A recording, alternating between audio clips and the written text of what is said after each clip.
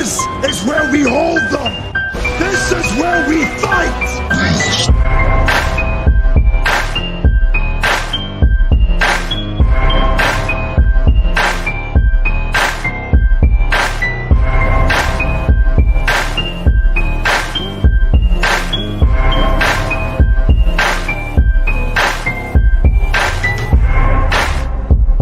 You are now listening to Sweep the Rack podcast featuring Brooklyn Rob and Big Mike.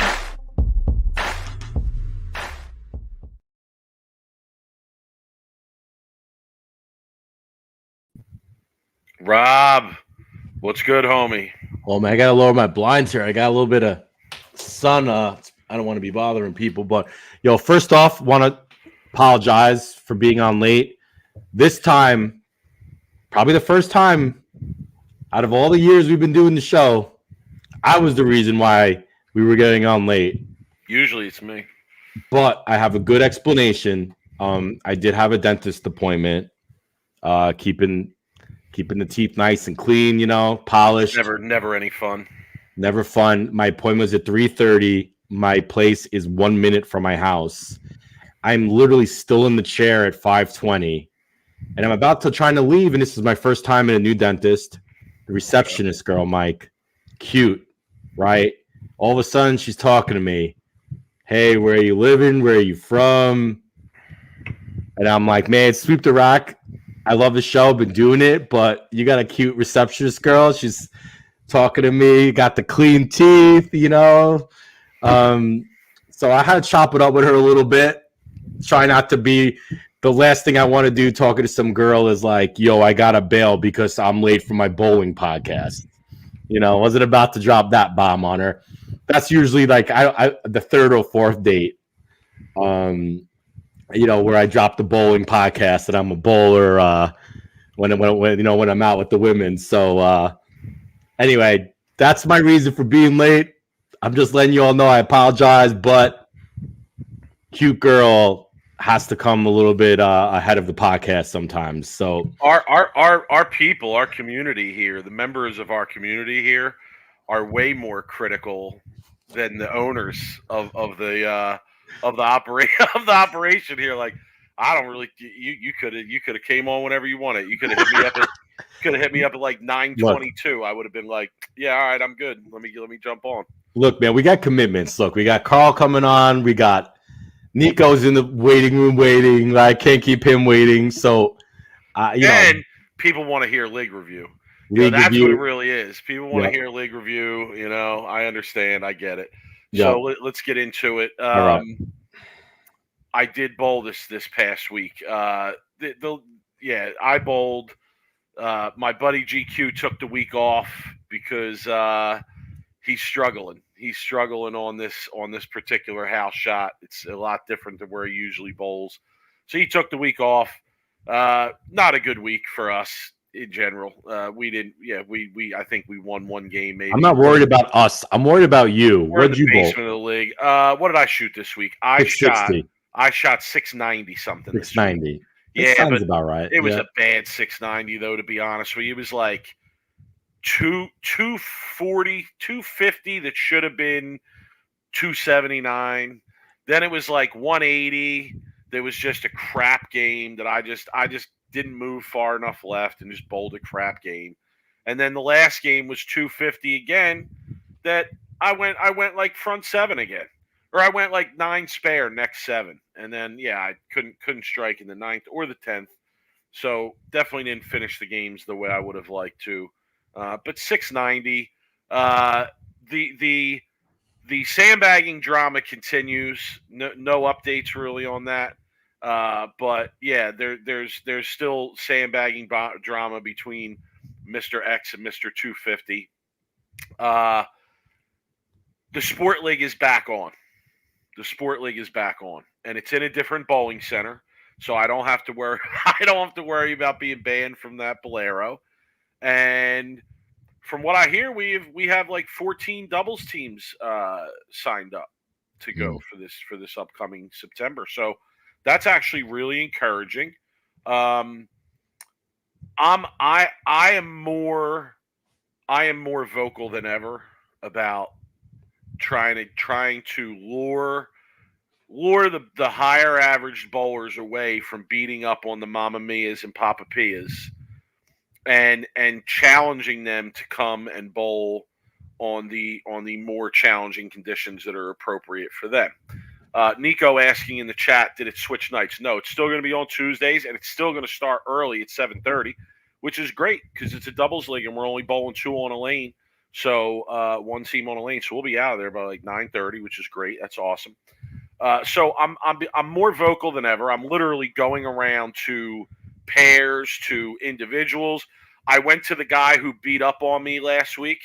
He shot 750, I think, 760 against me last week.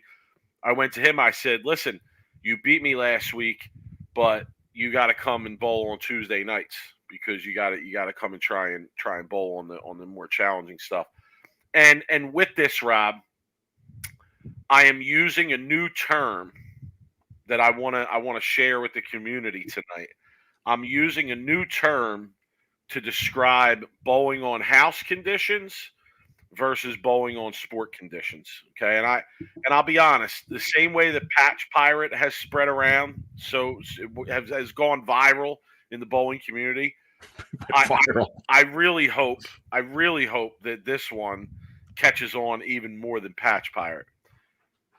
I've been telling people you can't play from the ladies' tees anymore. And bowling on the house shot, you're comparing to playing on the ladies' tees. Playing on the ladies' tees. Okay, I like that. Playing on the ladies. I could come play on the men's tees, bro. Ooh. We're over here playing on the men's tees. You're playing on the ladies' tees. We don't play on the ladies' tees. We play on the men's tees. Do you want to come and play on the men's tees with us? Okay, I like it.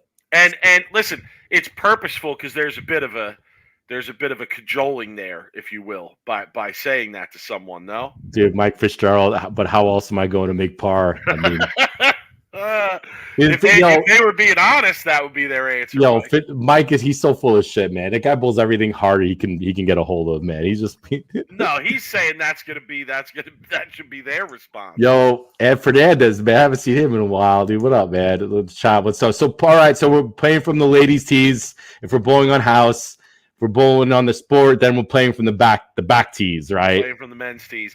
Okay. And shouts to all my ladies out there. I mean, I'm a dad of 2 daughters, so no disrespect intended to the ladies by the phrasing. The meme movement's coming after you. The meme movement's. I mean, that's literally how they're referred to in golf. That is true. You know, so I'm just stealing it from golf. All right. You know, and if you're bowling on house, you're playing from the ladies' tees. Yo, if you ever get a chance, you got to check out Theo's in the chat, his farmer's tam that he got. I saw some pictures, bro. There's no way you used any suntan lotion. I'm telling you, you're lying. You are lying because you are completely farmer's tan, and it made me laugh. So let's see what the chat's going here. Andrew, what up, Andrew Ronaldo or Renayo, however you want to say it. Also, if you stick to a house shot, even as you throw 700-800s every week, you have the right to cry about strings and centers. I'm sorry. Got to shoot from the men's tees always. Playing from the tips, not the red or white tees. So yeah, people gonna So spread it around, folks. So yeah, spread it around. A lot of Patch Pirates playing from the ladies' tees. Okay, we could run with it. So here's a good question. So say you play from the men's tees. Is there an equivalent of not hitting it past the ladies' tees? I would say, yeah, there's probably a couple like double gutter. Missing a 5-pin. Yeah, well, yeah, I don't see. If you miss the 5-pin, at least you hit the head pin on your first shot. I would say like picking 3 off the right, then picking 3 off the left, something like that. And I've seen instances like this occur. So you might think that's crazy, but it's actually not that crazy. So I think there's definitely equivalence. Yeah, you know what the only thing I can maybe argue with that point is like there's 3 tee boxes in golf, right? There's a far back tee, there's a middle tee, and then there's a ladies tee. I kind of laugh at people who tee up on the far like last tee, what you're talking about, and are terrible golfers. Like that, so that makes me laugh because like why wouldn't you hit from like the middle tees, right? I don't know if there's a special name for the middle tees, but I'll laugh at those people.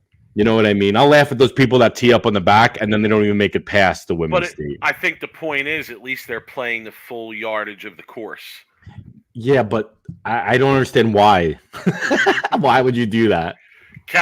Kevin, I hear you. I said something about this. Yeah, I understand. So can we come up with different terminology? I'm not a golfer. I don't know. What's another name?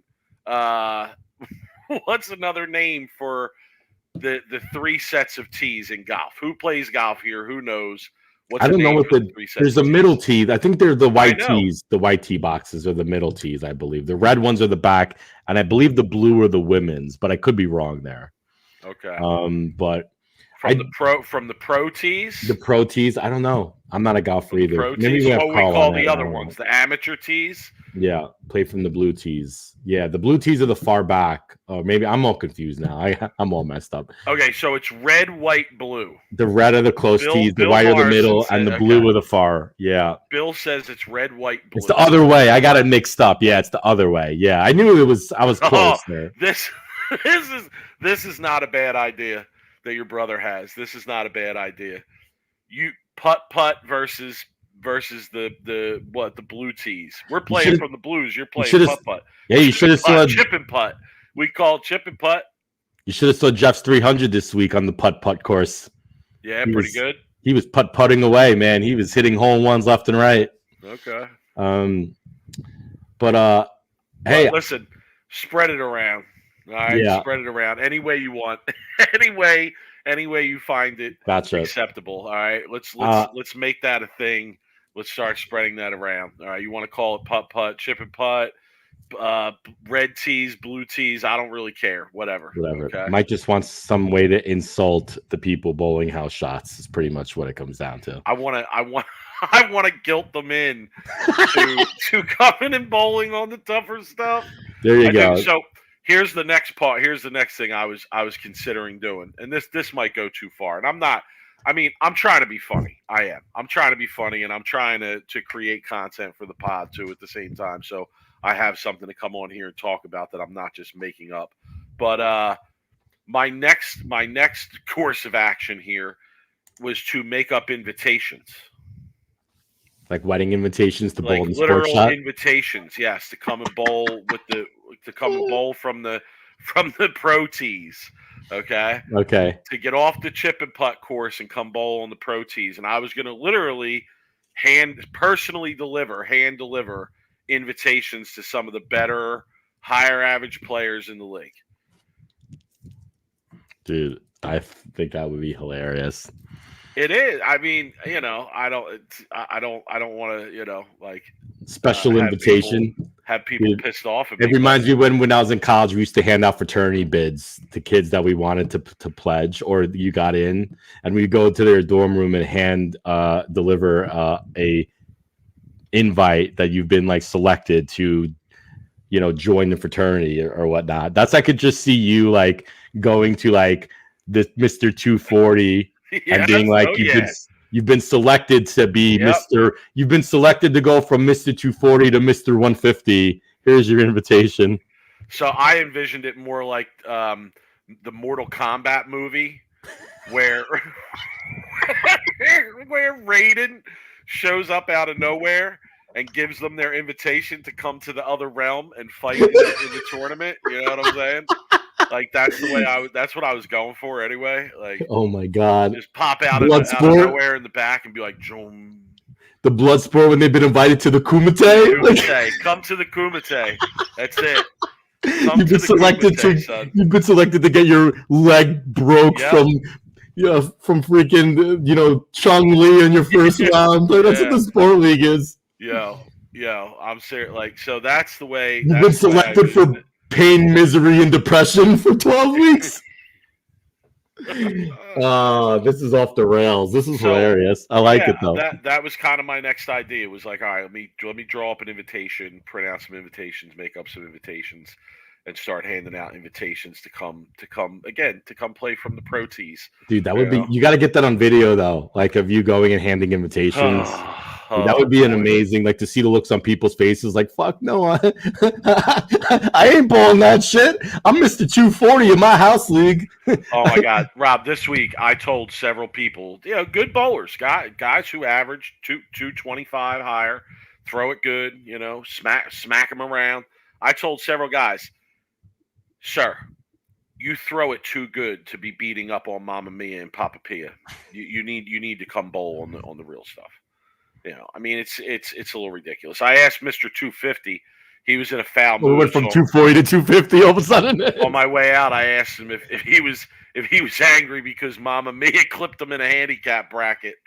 I mean, I'm on one. I know. I'm on one. With I love it though. It's the start of league season soon. I wish that bowling were as popular as other sports, and we could do this full time, because this is the kind of content I would love to be traveling around doing in different places where people don't know us. It would take people by surprise. They wouldn't even know what to think. But I know. Yeah. So take Sweep the Rack on the road. Yeah. So again, that's kind of where I'm going with it. But the league is good. The league looks like it's going to get off the ground. It looks like it's going to be all right. I'll have a place to bowl weekly. So, Mike, looking good. Guess who is going to have his own league review soon? So I found the perfect league, Mike. The perfect league for me. Okay, not for everybody, but for me. There is a league, and we're going to have to probably move the show nights. Thursday nights is going to be the league. I found a league at Via Linda at Bolero, 10 minutes from my house. I found a full league. It's a doubles sport league, like yourself. Okay. That starts at 6:30, and goes 4 games, and they use a pattern and they move patterns every 3 weeks. Okay. And the greatest thing about the league is, Mike, is it's 2 halves, but you're not committed to bowl the second half. Okay. So I could bowl 13 weeks, and if I feel like I don't want to bowl anymore, or maybe whatever the reason is, I'm not committing to a 26. 13 or 18? 13. Okay, well that's good too, because I mean that's 5 weeks shorter than your traditional and traditional 36-week league. Because I went to Bolero on Saturday to practice, trying to get back into it, and I saw a couple of the people who work there were just going around talking to the juniors, like trying to recruit juniors for the junior league. And I asked the lady about any leagues going on for adults, whatever, and they gave me the schedule. And look, that's a perfect league for me. Starts at 6:30. I'm going to probably get out by 8:30, 15 minutes. I'm home by 9, right? There's no bullshit for me going to bed at 11 and getting up at 4. And right. It's a sport league, which is amazing. 4 games. Okay, the money isn't. It's like that too. Yeah, it's not a big money league. It's just going to be essentially the lineage is going to probably be in the cheaper end for me.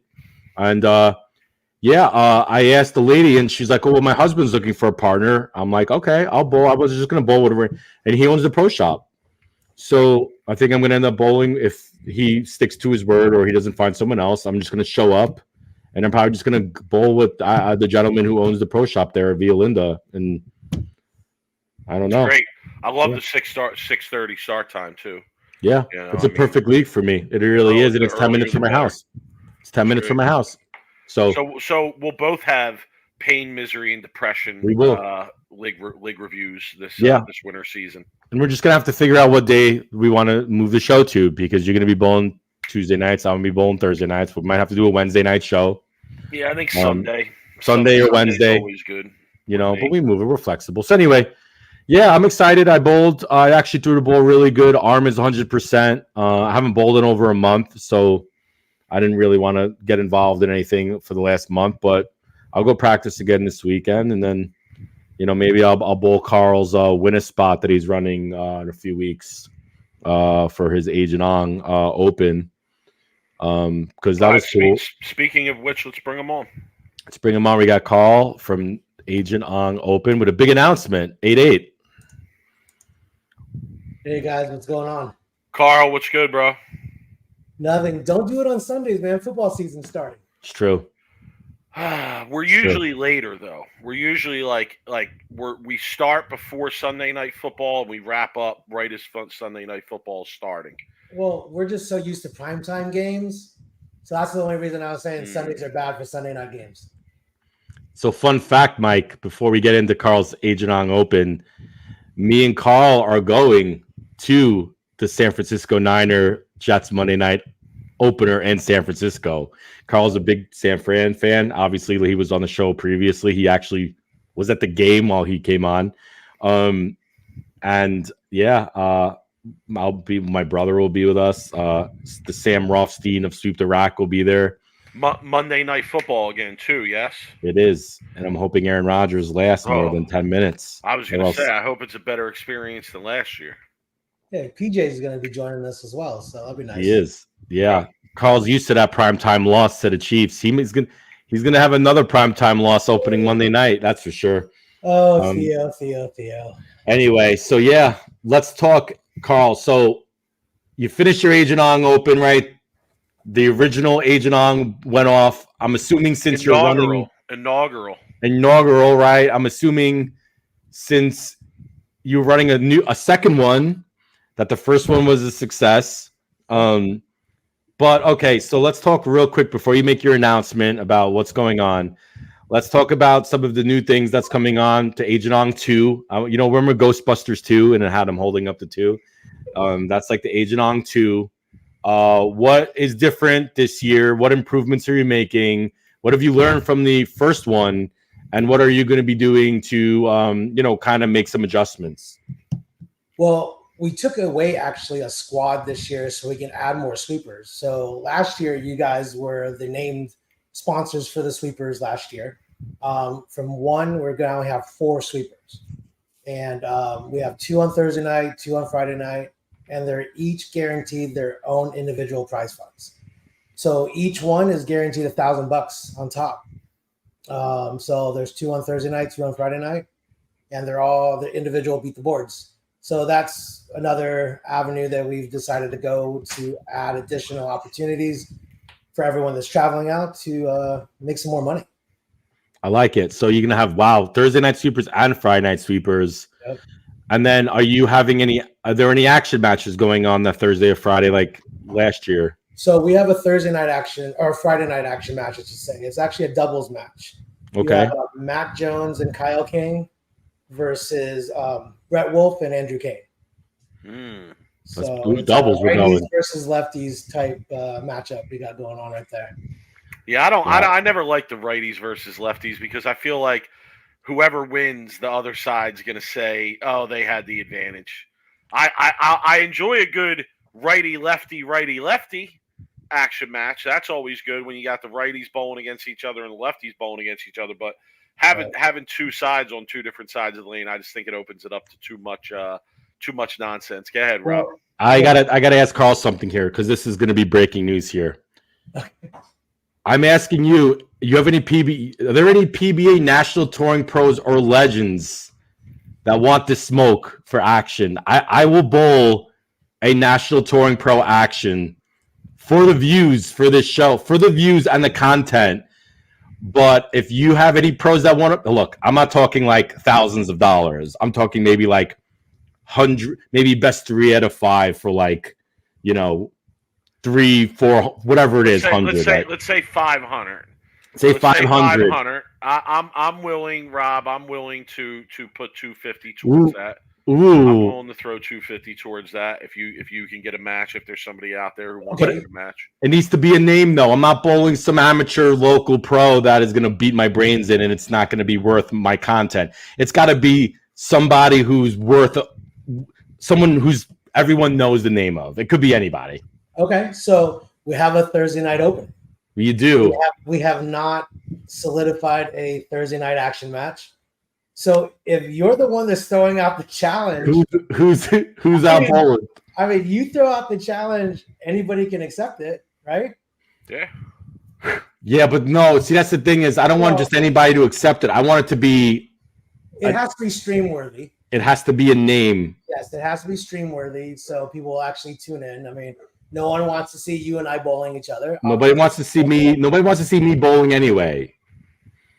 Okay, so let's. I'm not bowling Buttriff. I'm not bowling Buttriff. I'm telling that right now because he's gonna beat my brains in. He's lefty with his urethane. That's who I thought. I'm a little confused because any national touring pro is probably going to beat your brains in. Yeah, you just want an outsider, someone outside of the Phoenix area that's bowling. It's got to be. Here are the rules. It's got to be right-handed. It's got to be one-handed. It's. I'm just kidding. I'm kidding. I'm making a joke. How about this? The only pro I won't bowl is Buttriff. Because he's just dude. The kid is just gonna strike for a year. Well, anyway, Simo bowled my tournament last year. I'll bowl Simo. Okay, I'm not saying that he's coming again. I'll bowl Simo. Simo's my boy, man. I'll bowl Simo, no problems. I'll get my ass whipped, but we just gotta get someone that's gonna be here Thursday night. So that's the thing. We have a time slot for it on Thursday night. So.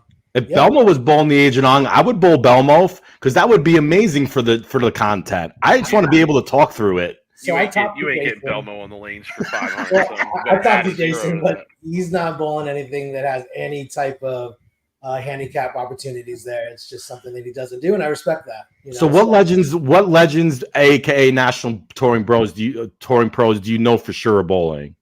For sure? Yeah, or do you not know yet? I can't guarantee a lot. Okay. I have people that have already signed up, but okay, unfortunately, with injuries and just scheduling, anything's possible. So I hate to throw out any big names because I just cannot confirm that it will work.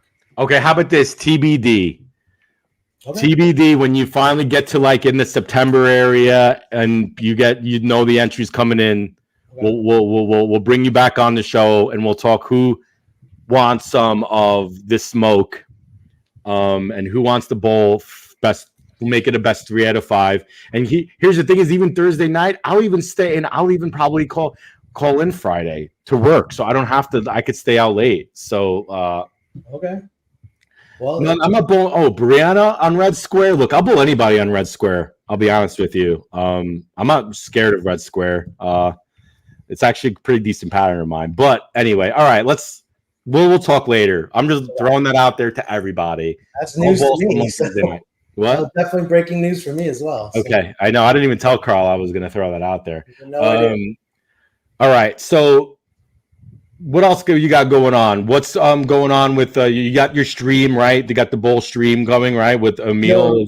So unfortunately, Emil's not going to be off this year, but Storm is bringing out their broadcasting team. So Storm is actually going to be broadcasting it on all their platforms as well as their YouTube channels. Okay, so that's good. That's a good stream. Yeah. So we have Blair. I believe Gary's coming out. Maybe Tim Mack. I've been talking with Tim for the last couple of weeks, so that might be a thing that we're working out. And then obviously Chris Schlemmer will be here. Okay. So let's talk about the Patch Pirate Pot, as we like to call it here. Sure. So that's a new thing going on this year. So tell us about the Patch Pirate Pot. At least we call it the Patch Pirate Pot. So the fact that we have Rotogrip now as one of our flagship sponsors, they're giving away an amateur contract for the highest finisher that signs up for the side pot. And that side pot is basically building a scholarship that we're giving away at the tournament this year to a student. It could be any eligible student nationwide. Information on how to sign up and to apply for the scholarship is right on our website at agentonopen.com. So it's definitely all the proceeds and all the funds that are raised bowling that amateur contract side pot helps raise money to give back out to a deserving student. Okay, but that's not the Patch Pirate Pot that I was talking about. You're not. What's the Patch talking about the staff contract that you guys are giving? That's exactly what I just said. Is that what you just said? I thought you would give. I thought you were giving. No, so that amateur contract is via a side pot. Right. So what he's saying is people are going to pay into a side pot to be able to win the amateur staff contract, right? If whoever the highest finisher is that enters that pot. Am I correct? Correct. Okay, I And then misunderstood. the Okay. money that's collected Oh, in that pot is going to be used to create a scholarship.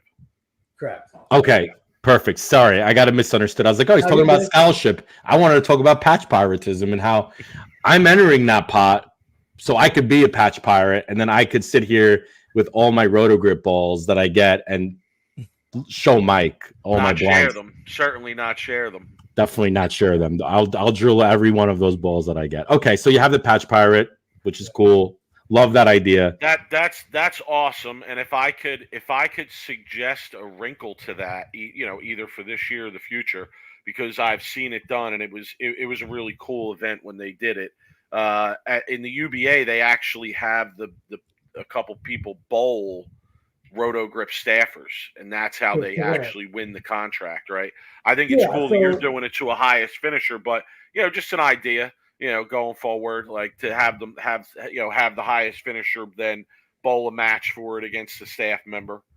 Right. So we wanted to guarantee someone actually leaving with the amateur contract out of the tournament. Right. I've heard of doing it that route before, but there's no guarantees that a staff contract will be issued out that in any other way. True.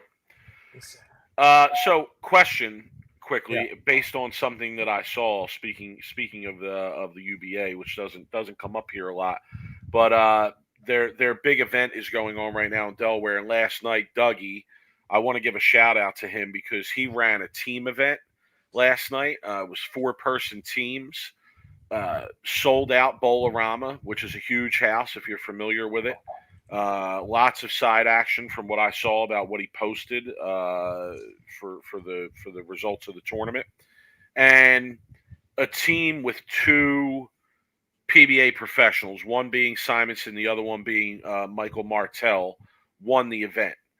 And I went on social media today, and I definitely saw some comments, negative comments about players of that caliber being allowed to bowl an event of that nature. I mean, I'm sure I don't have to go deeply into it for you guys and our listeners to understand the types of comments that they were. But I'd like to hear both of your opinions. I mean, Carl, for you as somebody who runs events, and Rob, obviously, with your experience in bowling, like, do you guys have thoughts on that? I mean, is there a line to be drawn? Should guys be able to bowl whatever it is? Is it okay for tournaments to say, no, we're going to draw the line here? To me, I feel like with bowling being what it is, unless you're in the top 5 or maybe top 10 in the world, you need to bowl smaller events. You need to bowl smaller events to help with the cost of your career in general.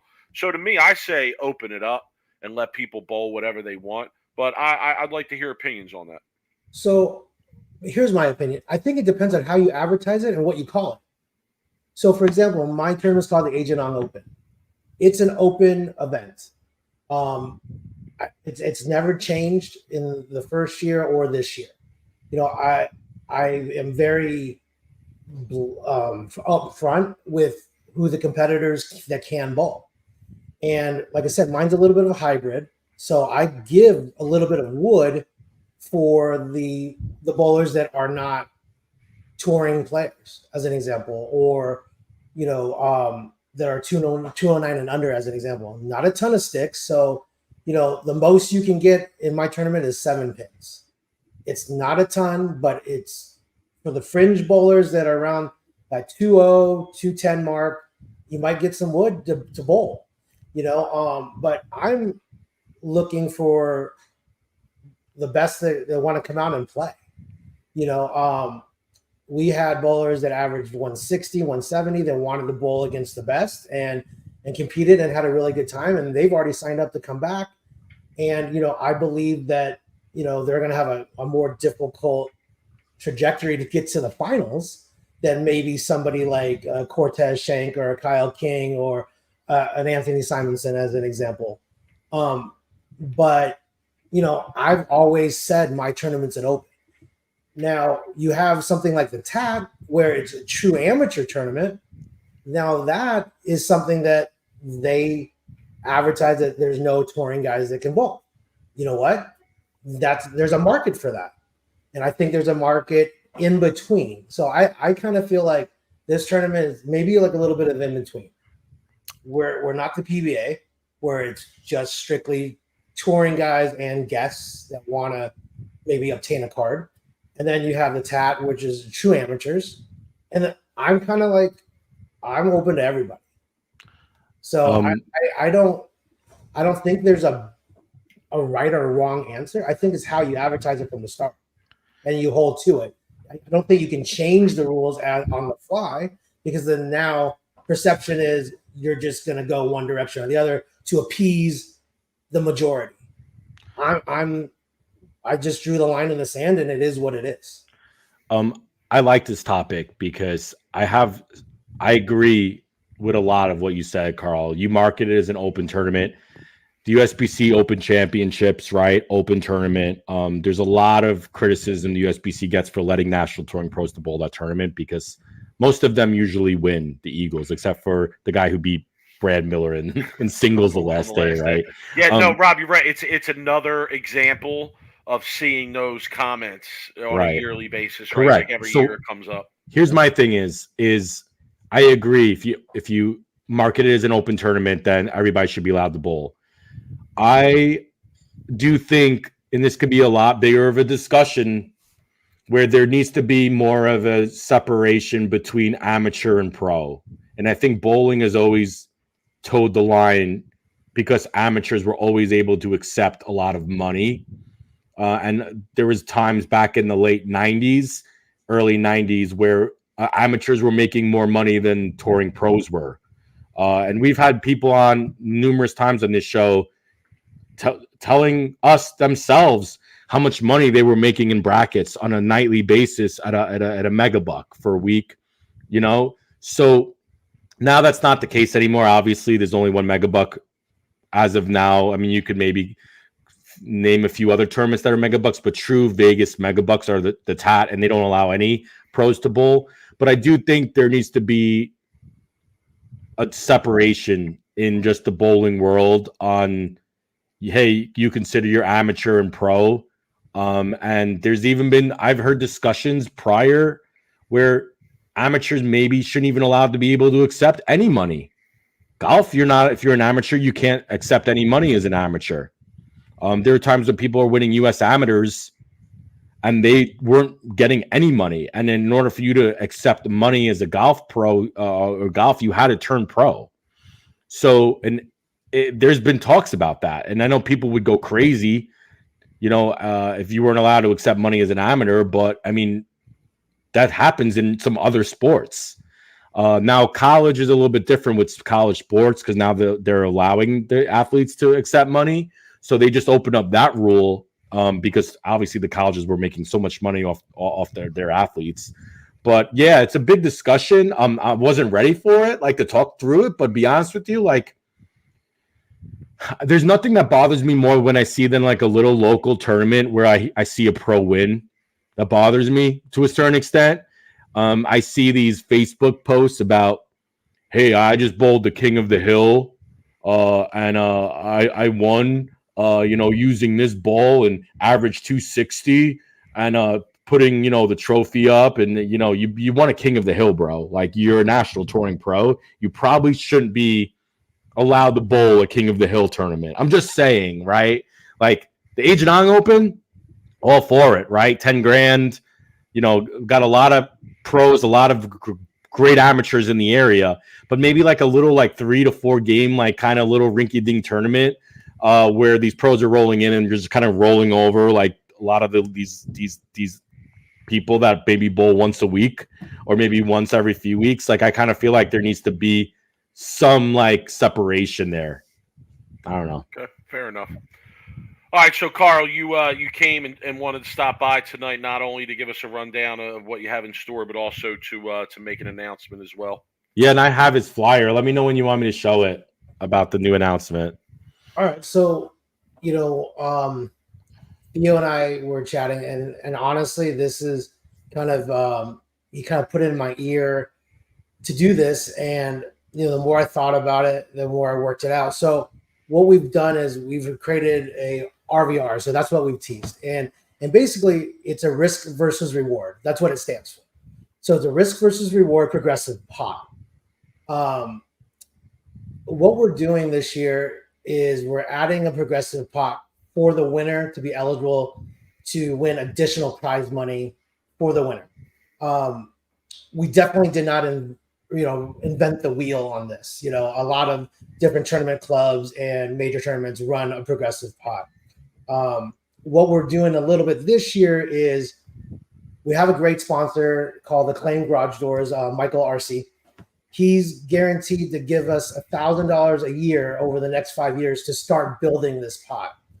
So it's an additional side pot. It's $20. And what you're going to do is the total amount that we raise this year, 50% goes into the current pot and the other 50% rolls over for next year's pot. So at minimum, you're bowling for well over $1,000 in a strike pot, in theory, at the end of the tournament. You get the winner. They basically have an opportunity to win the entire portion of this year's pot. So how it works is you get a free roll on a strike one. So you throw 4 strikes for up to 100%. First strike is worth 25%. You hit it, you get to keep it. You can walk with it. Or you can roll for a second strike for 50% of the pot, all in or nothing.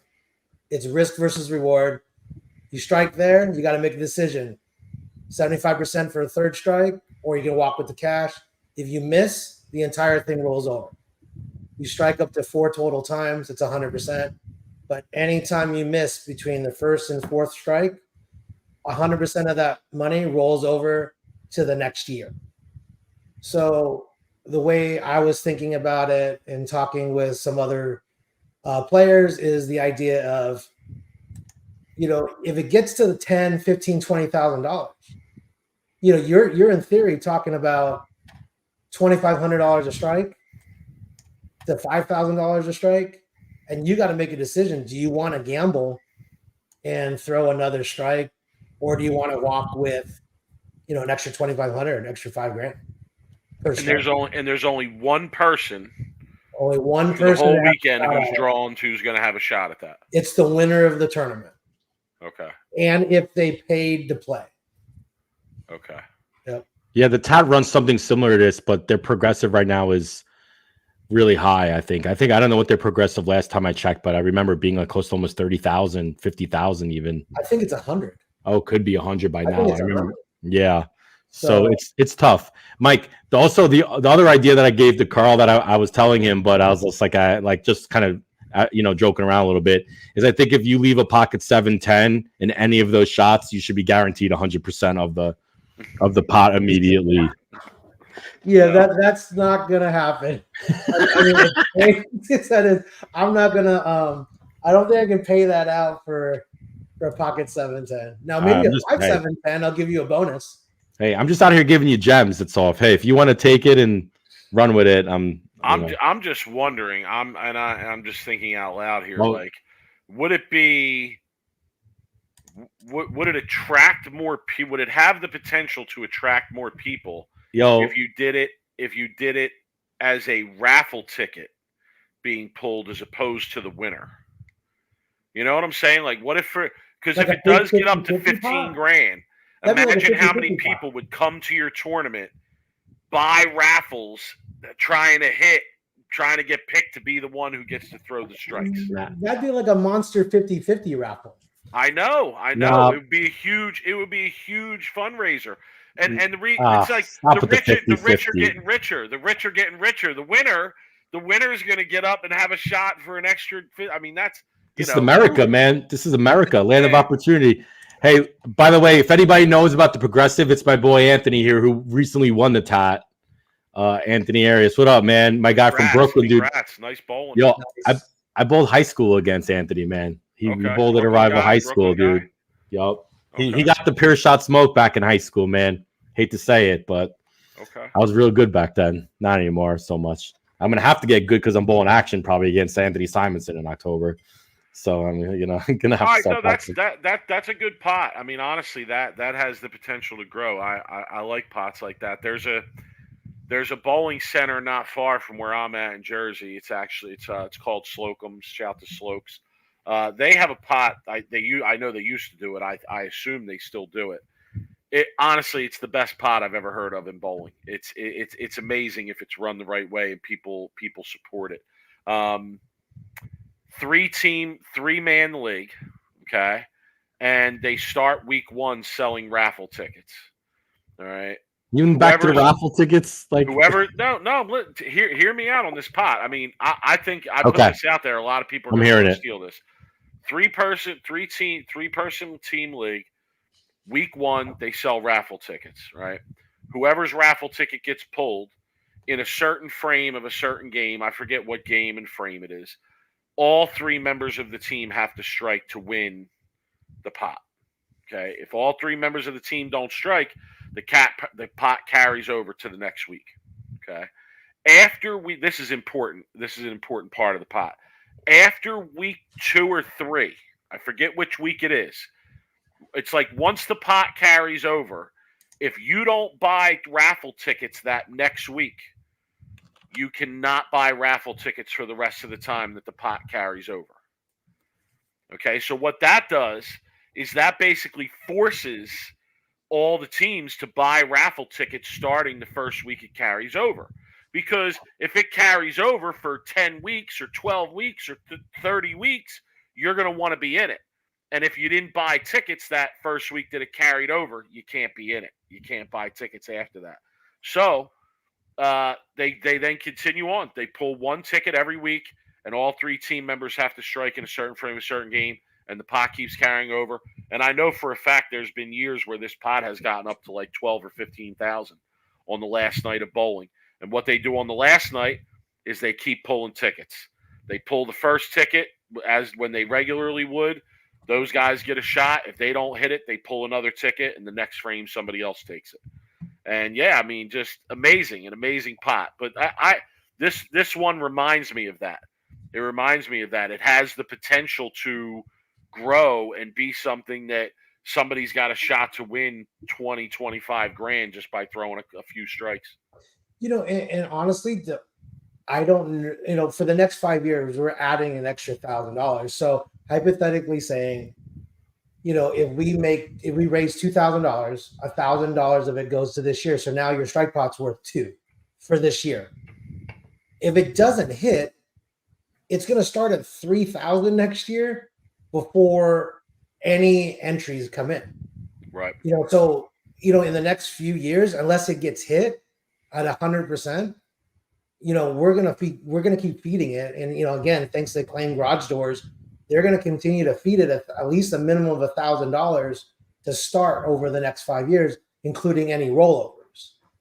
And I don't know how big this is gonna get. It could be of slow growth. It could be very large in the next couple, 3 years. And after a while, if the pot gets substantial enough, we might just throw half of it back into the prize fund one year and just let everyone have at it. Man, there's a patch pirate pot, a progressive pot. You got a lot of pots going. I'm going to be showing up there. Be like, here's your 20 progressive. Give me that 10 for the patch pirates. And then I'm just going to be like, man, 130 out of the gate. I'm going to take my stuff, put it in the bag, and I'm going to leave. So all these things we added, these are ancillary things. It doesn't take away from the main event. For $10,000 on top, 500 load of cash. For $2,000 guaranteed for fourth.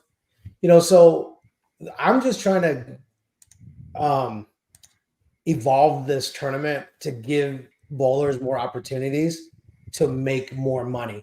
If you're going to travel and spend 3 or 4 days with us, I want to give you every opportunity to take advantage of being in one central location with a lot of other bowlers and trying to make it worth your while to travel to Phoenix in October. So I like it. All right, Carl, let's give us the dates, where exactly the tournament is, and then show thanks to some of your sponsors that's helping you out run this tournament, and we could get you kind of going. Yeah, I appreciate it. So agentonopen.com is where you can find out all the information about the tournament and all our sponsors. it's October 17th to the 20th at Bolero Kyrene. And again, one of the biggest people that helps me all year long, especially at the event, is Theo Dufay and Complete Bowling Events. He runs an amazing tournament and is literally the behind the scenes of helping me run this tournament once it hits the floor. Rotogrip, Chris Schlemmer, Unwind Wellness, Acclaim Garage Door, Royal Flush Apparel. We have quite a few sponsors, but their whole list is right here on our website, so definitely check it out. Registration has been open for a while. We have over 100 entries already, and we're still over 60 days out. Yeah, I haven't even entered yet either. So you got one more entry for sure. I mean, entries are starting to come in now every couple of days. So That's great. I don't know if we're going to sell out any particular squads, but we definitely can get very close to being full. Yeah, I'm gonna have to get some of that Saturday squad for sure. Unless they call in sick Friday, then that's a whole different deal. But if you're bowling Thursday night, you might have to anyway. I know. Don't worry. I'm gonna be leaving there with 500 or whoever's money that I end up bowling against. All right, Carl. Well, we appreciate it. Great job. I look forward to bowling this year. Check out the website. Crazy that you're in your second year and you already have all these lists of big sponsors. It just shows how much work you guys have been doing behind the scenes. Because, man, if we had tournaments like this all across the country, bowling would be in a lot better of a spot. So shouts to you and Theo for doing what you do in at least the Valley area. I know what Greg Tack and what Dougie does in Big Mike's area is very similar to what you guys are doing. So yeah, man, from all the bowlers, we thank you. And I look forward to bowling this year. I really do. Hopefully I could make a little bit of a good showing. And don't forget, for all your real estate needs in Arizona, Agent Ong, bro. I appreciate that. No, but honestly, thank you guys. Since before we even announced this tournament, you guys were on board. Thank you for always having me on and giving me the opportunity to talk about my tournament.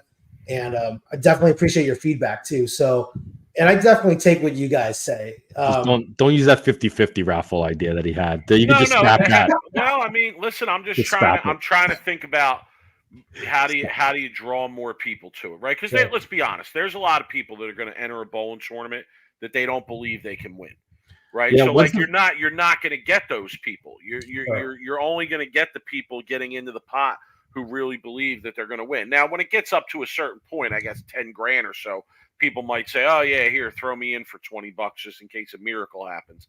But at the same time, with a raffle, with somebody being drawn to take it, now everybody showing up for the weekend feels like, oh, I got a shot at this no matter what. That was my only thinking there. But I think it's be more of a spectacle at that point where you have 10,000 people in the concourse that don't even bowl the tournament just to get into the 50-50. Hey, you can run a 50-50 too. You can do 50-50 as well too. You got to bowl the tournament. No, you're not going to turn down 50-50 people from wanting to buy it. Yes, you are. No, I would not. No, this is a terrible idea, Mike. Please, I can't even believe you thought that I would say an idea like that and allow people to purchase tickets who aren't bowling in the tournament. No, let me be clear. The only way you can purchase tickets is if you're in the main event of the tournament. Sure. And that's it. So everybody who shows up and pays an entry, a full entry, main event, not a sweeper, not an extra thing, now you have the opportunity to buy your raffle tickets for this pot, right? And that's why I'm saying, like, everybody who shows up who's going to bowl would feel like, all right, well, even if my day doesn't go great and I don't bowl well, if my ticket gets pulled for this, could be a major hit. But I like the idea of the winner getting a shot at extra money. I mean, because that's just putting more money on top of the prize fund.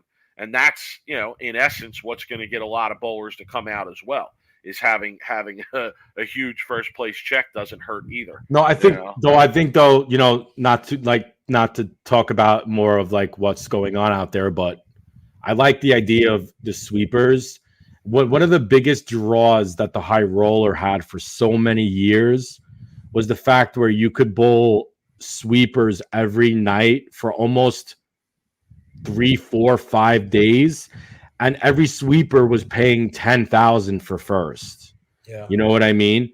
That was a huge draw for someone to say, well, I could just go there and win a sweeper and make my week, like let alone win the tournament, which was paying 100 grand. So I really like where Carl's head's at, where he's like, okay, 1,000 for Thursday night, 1,000 for Friday night. Well, But one day, maybe you could eventually start boosting those sweeper prize funds, right? Where you can get to 2,500, 5 grand. Well, just for a little tweak on that, it's actually 2 sweepers on Thursday and 2 sweepers on Friday. Each individual sweeper is guaranteed 1,000 on top. Oh, so really it's 2,000. So you could win both tournaments sweepers of $1,000 on top. It's 2 game sweepers, just like what you were talking about back in the day. Yeah. With 8-man brackets with 2 game 8-man brackets. What we're doing is winner 1. How you decide the winner of first and second is your total for 2 games. If you survive game 1, you got your 4 left, and you take the team total, or not the team total, but your 2 game total to decide first and second, so we don't have to bowl a 3rd game. Just like how it was back in the day. I like it. And that's big. I mean, that's big. People, you can go out there and you could win. I mean, you don't even have to win the tournament to make money. And I think that's the important part, where tournaments, I think sometimes they lose themselves in the prize fund for the top 3 have to be all this money. But in reality, what you want to do is you want to pay, and you want as many people to make money and make some decent money as possible, because that brings people back where they're like, you know what? Like, I didn't win the tournament. I didn't even make it to the top 8, but I still walked out of there up a couple thousand from brackets, from a sweeper. And that's the important part, is paying out as many people as you can instead of focusing on like first to like 5th place. You know, and our ratio is 1 in 5. Yeah, which is great. You know, it's definitely a very reasonable ratio. And like I said, everyone that pretty much made the cashes round that I talked to was plus money. Yeah. You know, whether it was from sweepers or brackets or high games or whatnot. Sure. So, but again, you know, I don't want to take up too much of your time. But so thank you guys for having me on the show again. Enjoy the rest of your evening. You're always welcome. We love tournament directors here at Sweep the Rack. Yeah, it keeps the competitive bowling. We got much love for our tournament directors. Greg Tax in the chat. What's up, Greg? Yeah, we have literally, except for the people who give 80% handicap on 220 or 210. I got love for them too. I pay 100,000 for first for sandbagging. Then I might have a little bit of say. But all right, Carl, we'll let you go. We appreciate it. Thanks again, and we'll talk. Keep us posted on who who wants some of that action. That I might get a couple of messages later tonight. You're gonna get a lot of messages. Yeah, your whole inbox is gonna be blowing up. Yeah, you are. It's gonna be. We might have to like figure out a way to draw who's the lucky winner to bowl me. Can I pick? We have to talk about it. Oh, jeez. He acts so tough, but he's so shook. He's got so many different caveats he needs to fulfill. It's got to fill one bucket for me, Carl. It's got to fill the. Sounds like there's a little bit of restrictions here coming up as we get on through this. It's got to be on the shot that I pick with the certain amount, that the temperature's got to be right. No, I'm kidding. But it's got to move the needle. It's got to fill my bucket, the person I bowl. Like, it can't be like, All right, Carl. We appreciate it. Carl, thanks again. Yeah. Sounds like another great bowling tournament. Like, there's certain tournaments that I think, they survive because they're good, and they grow because they're good, right? And they remain on the calendar, and then they become events that, in some way, shape, or form become like must attend events. And I know that's a very general phrase to use, especially in the bowling world. But I would put like your New Year's Day marathon and the high roller and the hoinky and the tat, some of these other events like Theo's cactus here, the cactus event here, which is a can't miss. Really, in reality, scratch bowling here, like Theo's tournaments are a must bowl. My opinion, they're one day. They don't cost a lot. You get a lot of good practice, good entries, and it's a very well run tournament, right? And I think that's important. But it sounds like Carl's building something like that. 100%. And it sounds like he's building something that is going to become one of those regular, yeah, quote unquote, must bowl events, right? it is. And this area is really good for bowling. There's a lot of bowlers in this area, a lot of good bowlers in this area, man. You go to any scratch tournament and you're going to have, a really tough field. And that's probably like that on the East Coast as well, Mike. I mean, it's always going to be like that on the East Coast. So, True. But these tournaments, and I can't stress it enough, tournaments like this that keep competitive bowling going, right? And keeps people wanting to practice and keeping people in the bowling centers and competitively wanting to get better. And that's what makes the bowling industry better. Spending money at pro shops, practicing, right? All this is there's a whole chain of events happen when one tournament like this is going off in your area. The pro shops benefit from it. The bowlers benefit from it. It's just a very, very good thing for the bowling industry as a whole. No doubt. Are you ready to give the people what they want? I am. Yes, let's do it. Let's do it.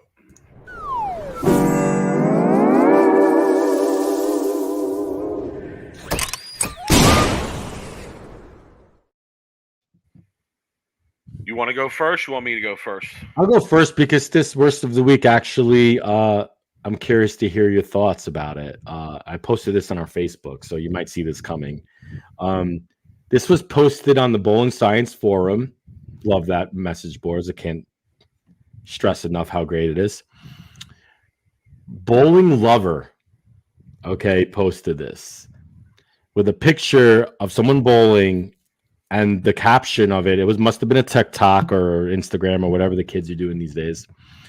Rather bowl with the boys than go on dates. And he literally has his video of himself bowling. Okay. Let me first say this, Mike, is as a single 43-year-old guy, go on the dates. Forget the bowling with the boys. If you have an attractive girl that wants to go out with you, take the date. Forget bowling with the boys. Okay. Bad advice there is what you're saying. Worst of the week. I'm saying bad advice about rather going with the boys to bowl. Okay, so here's my take on this. Here's what I would say about this. For me, that was always the case. If the ladies wanted to hang out, you hung out with the ladies. I was hanging out with the ladies. You were not going to catch me in the bowling. It was one of the few things in my life that would get me out of the bowling alley. Correct. Was if the ladies wanted to hang out. Okay. And if you knew me back in the day, you knew that I was always hanging out with a group of ladies. Okay. A lot of times I was rolling to JBTs with some of the ladies that I hung out with. So, okay. Now, here's the thing, Rob. Here's the thing. Ladies, man, Mike. I'm not gonna front. I'm gonna be honest here. And I might name names. I might name some names here. But let's just say that some of the people that I grew up bowling with and was really close to and grew up bowling with, I don't believe the same was true of them. I believe that I know people who didn't go to their junior or senior prom because they wanted to practice and they wanted to go bowl the JBTs that weekend. And listen, that mistake. I'm just saying, would that have been true for you when you were, 15, 16, 17, it was 100%. That's what I'm saying. I'm trying to use this as a personal experience. Look, I was never a ladies' man as a younger kid. I always loved to bowl. I would miss a lot of social events in high school to go bowl JBTs and travel, but that's where all my friends were. So it was more of a social gathering for me. But the thing about the junior bowling and the JBTs, and bowling is not a sport that what is the word I'm looking for here? Where, at least in my days, you weren't meeting a lot of women bowling juniors or in high school, right? college was different because there was a lot of college bowling ladies teams, and you were able to make more lady friends in college.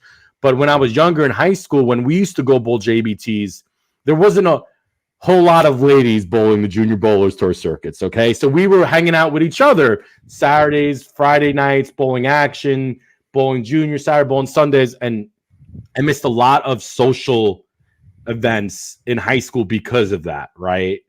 And a lot of the reasons when I went to college, Mike, and I've realized that there's a bigger like social gathering other than bowling.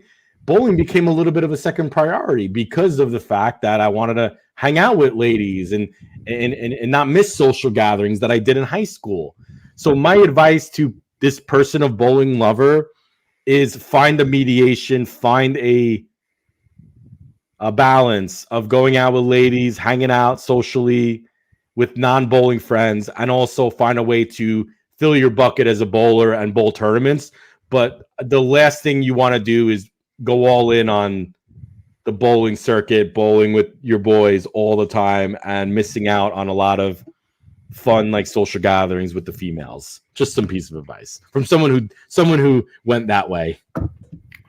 Bill O'Neill wasn't missing bowling to hang out with any ladies. I can tell you that. He was bowling. He was.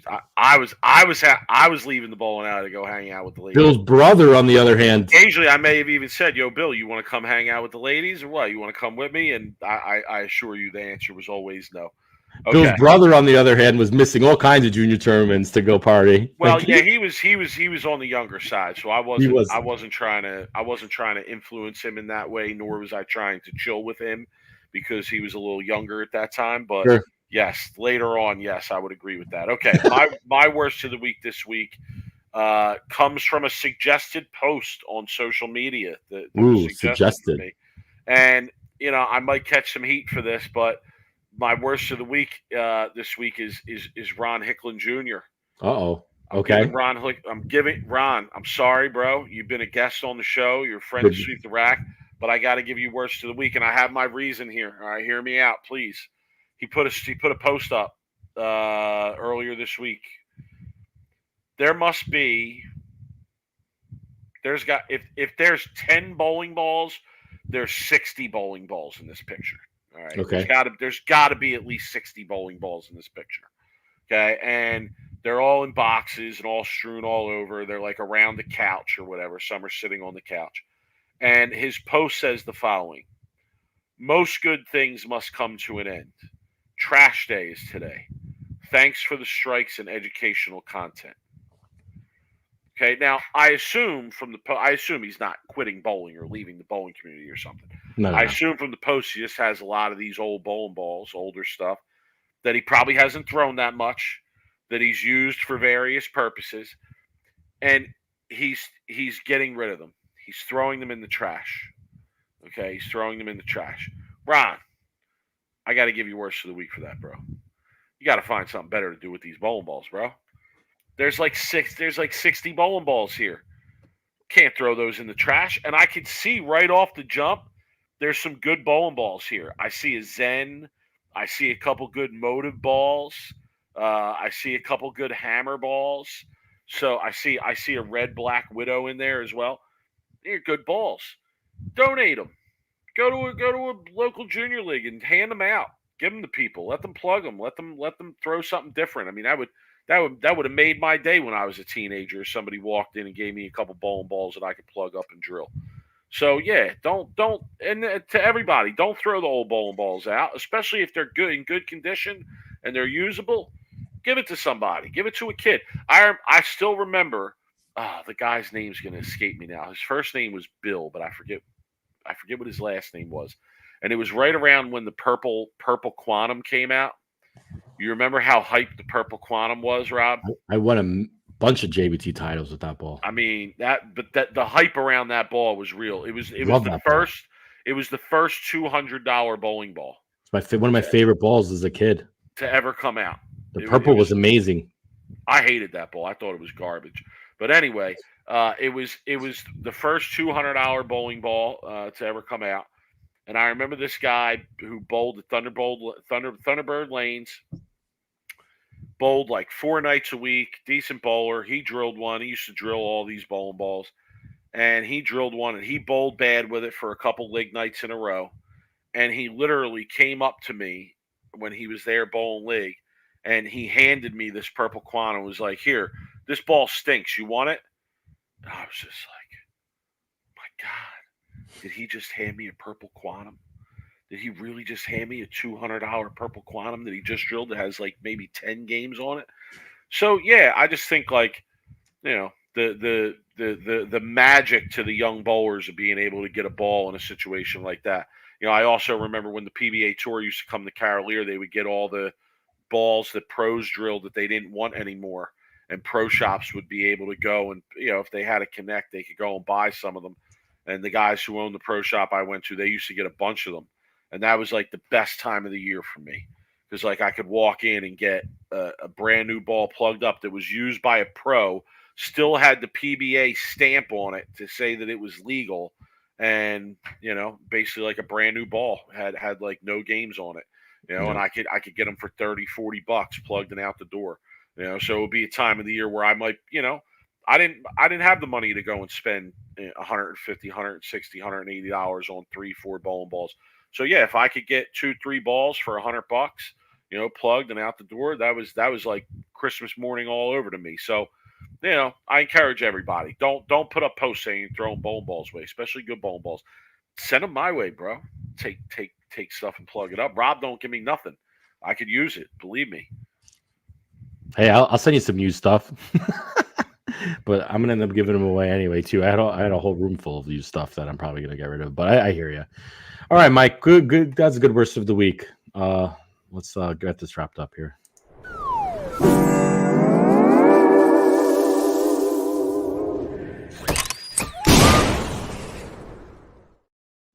Also, want to say there, Nico said send him your address. If I was still coaching high school, Nico, no question, I would. A lot of the balls that I used to get from my high school bowlers were all old bowling balls that people used to donate to me.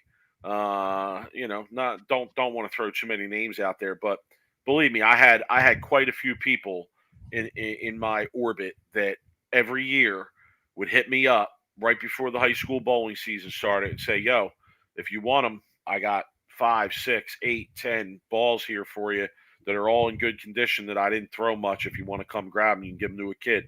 And I would go get them all.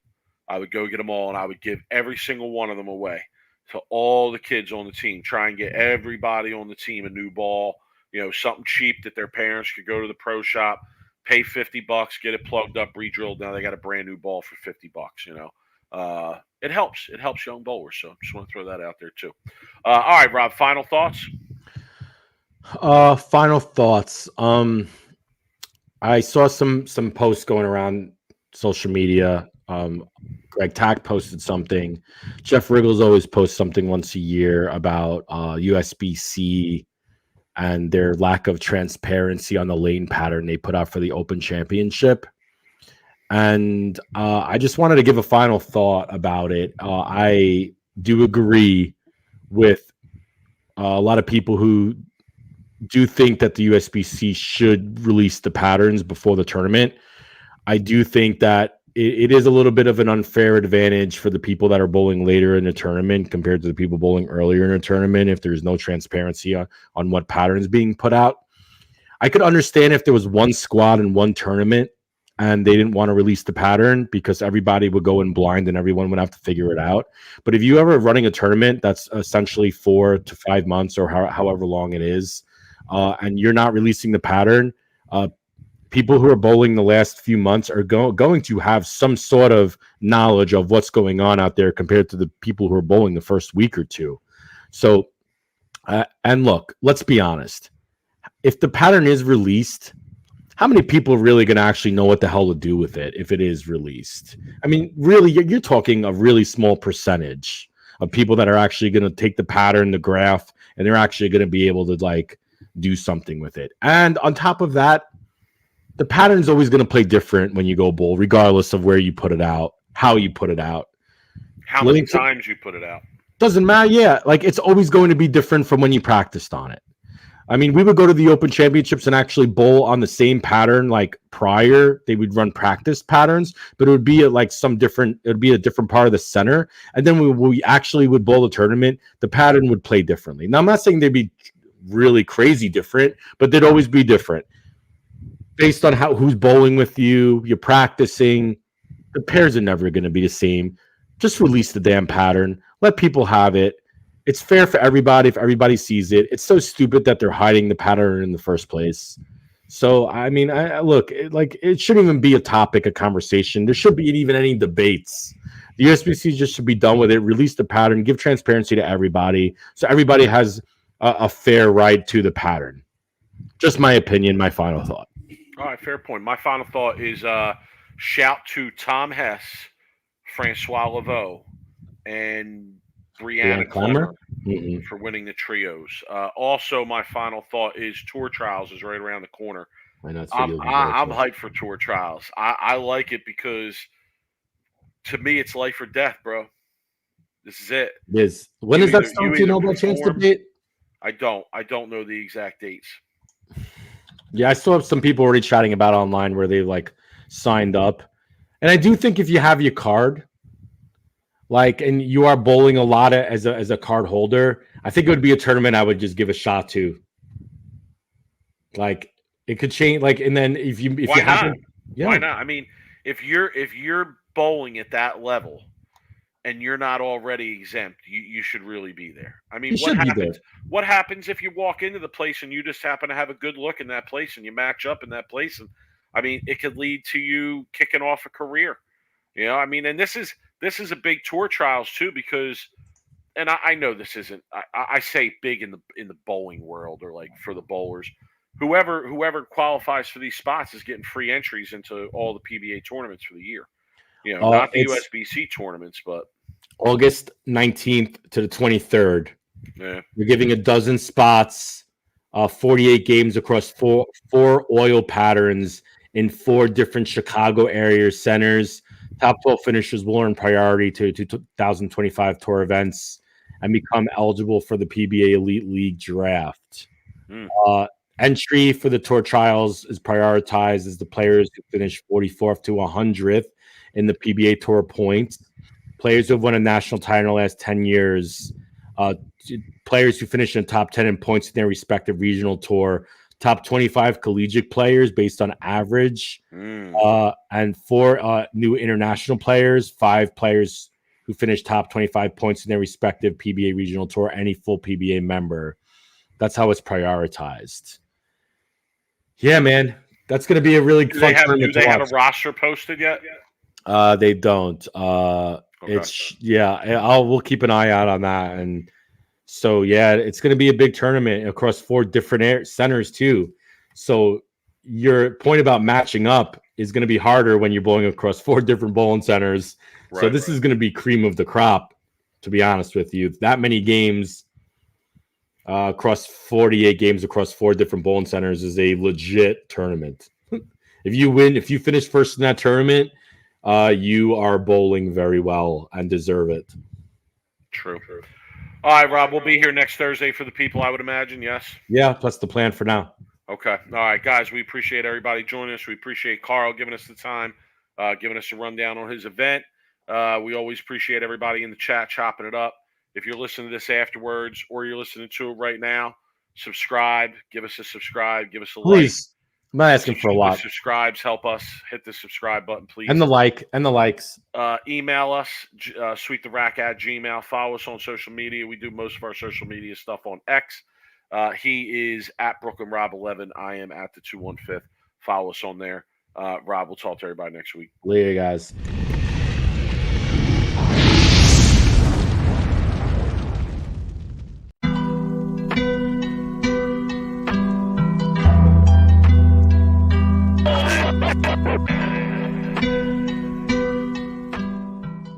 You are now listening to Sweep the Rack Podcast,